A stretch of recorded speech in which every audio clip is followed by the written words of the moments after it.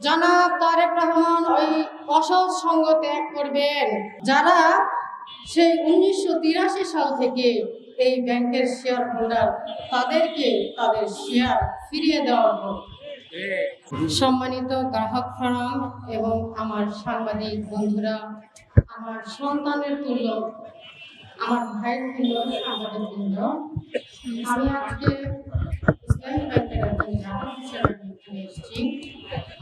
এর একটাই কারণ, সেটা হচ্ছে যে এই যে গ্রাহকদের মধ্যে একটা অনিশ্চয়তা দেখা দিয়েছে।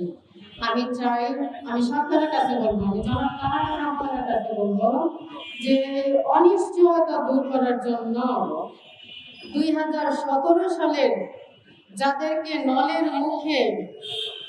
বন্দুকের নলের মুখে যাদেরকে তাদের যে পদ থেকে অব্যাহতি দেওয়া হয়েছিল জোরপূর্বক, তাদেরকে আবার সেই পদে বহাল করুন। এবং যেসব বিদেশি দেশগুলোর শেয়ার ছিল, যারা প্রকৃত শেয়ার হোল্ডার, যারা সেই 1983 সাল থেকে এই ব্যাংকের শেয়ার হোল্ডার, তাদেরকে তাদের শেয়ার ফিরিয়ে দেওয়া হোক। এবং আমি আমার এই কথার মাধ্যমে আমি জনাব তারেক রহমান সহ সবাইকে একটা মেসেজ দিতে চাই। আমরা সবাই ছোটবেলা আদর্শলিপি বই পড়েছিলাম, সেটার মধ্যে একটা কথা ছিল, শরীয়তে কি অসৎ সঙ্গ ত্যাগ করো। শরীয়তে কি সবাই বলেন? অসৎ সঙ্গ ত্যাগ করো। অসৎ সঙ্গ ত্যাগ করো। আমি চাই জনাব তারেক রহমান ওই অসৎ সঙ্গ ত্যাগ করবেন। এস আলমের যারা সঙ্গী, তারা সবাই অসৎ সঙ্গ, সেটা আমরা ত্যাগ করতে বলছি।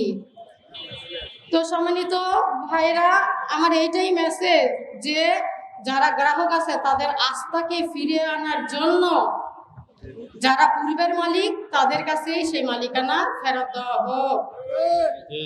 জি, আসসালামু আলাইকুম ওয়া রাহমাতুল্লাহি ওয়া বারাকাতুহু।